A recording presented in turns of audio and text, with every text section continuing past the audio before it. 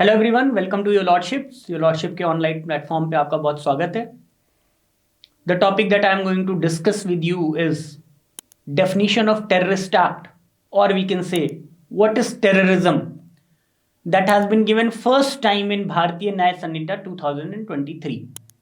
जो विषय मैं आपसे डिस्कस करने जा रहा हूं वो है टेररिस्ट एक्ट या टेररिज्म, जो भारतीय न्याय संहिता 2023 में पहली बार दी गई है।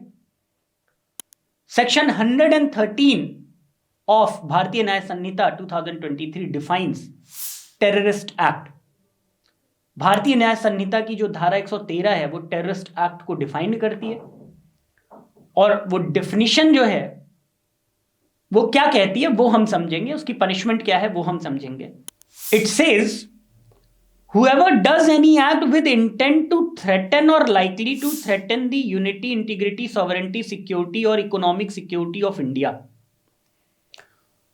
Whoever does any act with intent to threaten, कोई इस आशय से ये काम करता है, इस इंटेंशन से ये काम करता है, कोई एक्ट करता है, और likely to threaten unity, integrity, sovereignty, security और इकोनॉमिक सिक्योरिटी ऑफ इंडिया। कोई ऐसा एक्ट जो इंटेंशनली किया गया जिससे आप थ्रेट दे रहे हैं या जिससे थ्रेट हो सकता है भारत की एकता, अखंडता, इकोनॉमिक स्टेबिलिटी, अगर इस चीज को कोई भी इंपैक्ट करता है, कोई भी एक्ट, और with intent to strike terror or likely to strike terror in the people or any section of the people in India or in any foreign country, आप भारत के लोगों में डर पैदा करना चाहते हैं, टेरर पैदा करना चाहते हैं, या इस तरह का एक्ट करते हैं जिससे टेरर पैदा हो सकता है, या उन्हीं भारत के लोगों में वो डर भारत में करना चाहते हैं या किसी फॉरेन कंट्री में करना चाहते हैं। जैसे आपने भारतीयों को निशाना बनाया यूके में, यूएस में, और इसको किस तरह से आप करते हैं? बाय यूजिंग बॉम्ब्स का यूज करके, डायनामाइट्स का यूज करके, और अदर एक्सप्लोसिव सब्सटेंस और इनफ्लेमेबल सब्सटेंस और फायर आर्म्स और अदर लीथल वेपन्स और पॉइजनस और noxious gases or other chemicals, or by any other substance, whether biological, radioactive, nuclear or otherwise, of a hazardous nature, or by any other means of whatever nature to cause or likely to cause. आप bombs का use कर रहे हैं, dynamite का use कर रहे हैं, किसी एक्सप्लोसिव सब्सटेंस का यूज कर रहे हैं जो इनफ्लेमेबल है, जिससे आग लग सकती है। फायर आर्म्स का आप यूज कर रहे हैं, बंदूक का, तोप का, टैंक्स का, रॉकेट्स का, अदर लीथल वेपन्स और पॉइजनस और नॉक्शियस गैसेस। जैसे आपने सुना होगा 1984 में भोपाल गैस ट्रेजेडी हुई थी, तो एक जो केमिकल गैस थी, एक पॉइजनस गैस थी, वो हवा में मिल गई। इस तरह से आपने एक्ट किया, इस तरह से आपने पीपल को अफेक्ट किया, कंट्री को अफेक्ट किया।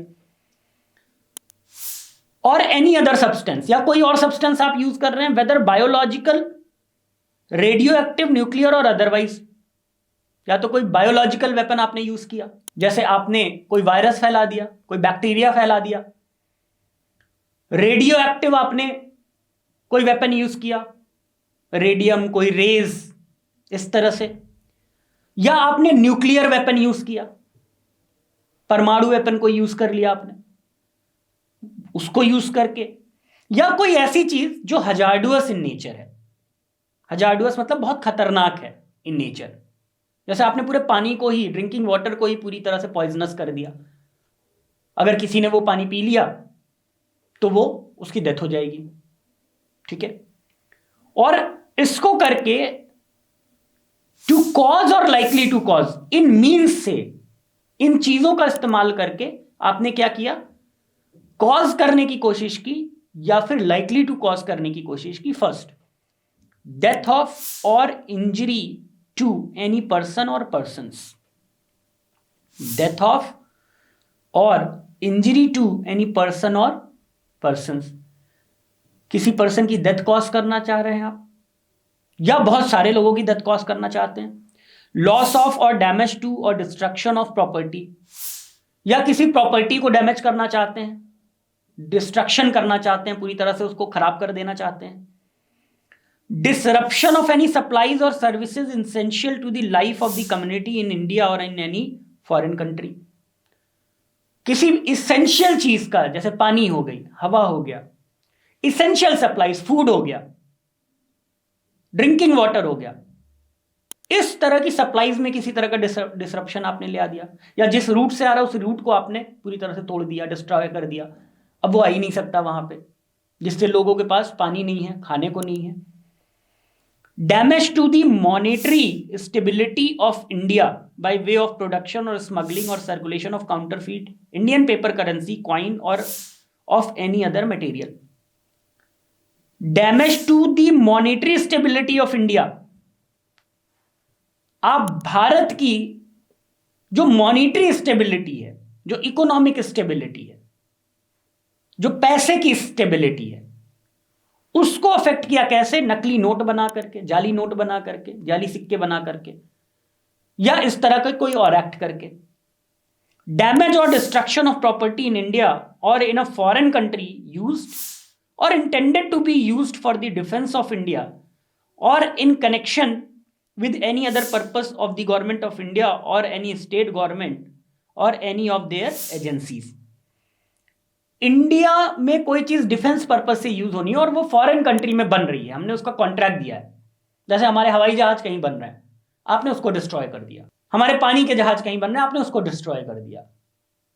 हमारा एक डिफेंस सिस्टम वहां तैयार हो रहा है, बुलेट प्रूफ जैकेट्स तैयार हो रही हैं, रडार सिस्टम तैयार हो रहा है, आपने उसको डिस्ट्रॉय कर दिया फॉरेन कंट्री में, वो भी इसमें कवर हो जाएगा। बी देखिए इसमें क्या कहता है।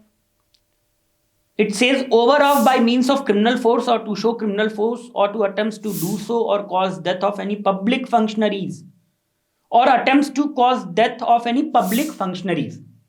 आप पब्लिक फंक्शनरी को क्रिमिनल फोर्स शो करते हैं, 100 लोग बंदूक लेकर के उनके सामने आ जाते हैं, दिखा सकते हैं कि मैं आपको मार सकता हूं, या किसी पब्लिक फंक्शनरी का आप डेथ कॉज कर देते हैं या डेथ कॉज करने की कोशिश करते हैं। पब्लिक फंक्शनरी क्या होती है, ये एक्सप्लेनेशन जो दिया हुआ है इसी सेक्शन में आप जैसा देख सकते हैं, एक्सप्लेनेशन ए में दिया है public functionary means the constitutional authorities or any other functionaries notified in the official gazette by central government as public functionary. Constitutional authorities, राष्ट्रपति, प्रधानमंत्री, ministers, governors, high court, supreme court, जजेस, बहुत सारी कॉन्स्टिट्यूशनल फंक्शनरीज हैं, या और सारी functionaries जिनको ऑफिशियल गैजेट नोटिफिकेशन में सेंट्रल गवर्नमेंट बताए। किसी कमीशन का चेयरमैन हो गया, किसी संस्था का कोई हेड हो गया, अगर उनकी आप डेथ कॉज करते हैं या उनकी डेथ कॉज करने का प्रयास करते हैं तो वो भी किस में आएगा? टेररिस्ट एक्ट में। सी क्लॉज इसका क्या कहता है? Detains, kidnaps or abducts any person or threatening to kill or injure such person or does any other act in order to compel the government of India, any state government or the government of a foreign country or an international or inter governmental organisation or any other person to do or abstain from doing any act commits a terrorist act.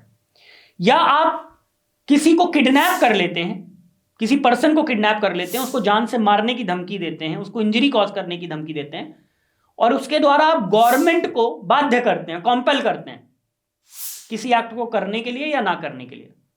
जैसे आपने सुना होगा बहुत पहले, कांधार में एक Indian airline का जो जहाज था उसको क्या कर लिया गया था? हाईजैक कर लिया गया था और उसके बदले में कुछ टेररिस्ट को छुड़वाया गया था इंडिया से, बहुत पहले, आज से करीबन 20-22 साल पहले।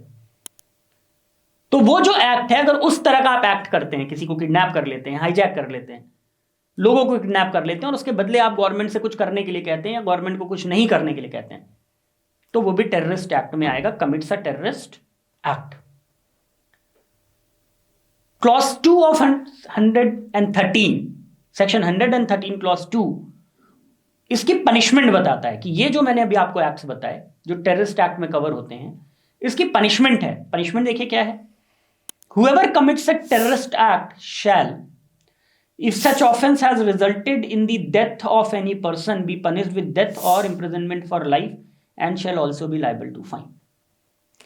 If such offense has resulted in the death of any person, be punished with death or imprisonment for life and shall also be liable to fine. अगर इस तरह का ऑफेंस जो टेररिस्ट एक्ट है उससे किसी पर्सन की डेथ हो जाती है तो जो पनिशमेंट होगी वो डेथ, लाइफ इंप्रिजनमेंट और फाइन भी लगेगी. कितनी फाइन ये नहीं दिया है, लेकिन फाइन भी लगेगी, अनलिमिटेड हो सकती है fine. In any other case जहां डेथ नहीं होती है, be punished with imprisonment for a term which shall not be less than 5 years. जहां डेथ नहीं होगी और तरह का कोई इंजरी हो जाता है तो वहां पे मिनिमम 5 साल से लेकर के लाइफ इंप्रिजनमेंट और जुर्माना लगेगा. क्लॉज 3 कहता है अगर आप कॉन्स्पिरेसी करते हैं, अटेम्प्ट करते हैं, टेररिस्ट एक्ट की एडवोकेसी करते हैं, अबेटमेंट करते हैं, एडवाइस या इंसाइट करते हैं, directly or knowingly facilitates the commission of terrorist act or any act preparatory to the commission of a terrorist act. अब अगर आप नारेबाजी करते हैं, टेररिस्ट एक्ट जो अभी डिफाइन हुआ है उस तरह की, अब अगर आप किसी को भड़काते हैं इस तरह के एक्ट के लिए तो वो भी इसमें कवर हो जाएगा. और क्लॉज 3 उसकी पनिशमेंट देता है, shall be punished with imprisonment for a term which shall not be less than 5 years.